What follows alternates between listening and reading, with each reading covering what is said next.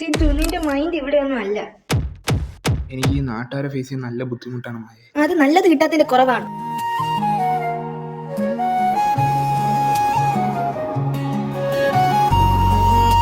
അല്ലെങ്കിലും എല്ലാരും ഇപ്പൊ ചങ്കോർന്ന് കാണിച്ചാലും ചന്തി എന്നല്ലേ പറയും.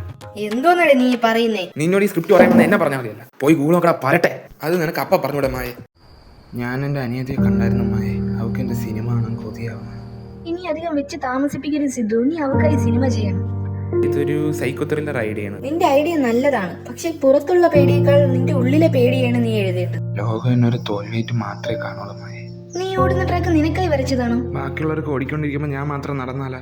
ഈ കേരളത്തിൽ ആഗ്രഹിച്ചതൊന്നും നടക്കാത്ത ഒരു പയ്യൻ നേരിടുന്ന ആ മാനസിക വിഷമുണ്ടല്ലോ, അത് ഏതൊരു സൈക്കോ ത്രില്ലറിനേക്കാളും വലുതാണ്. Ready, start camera, rolling, action.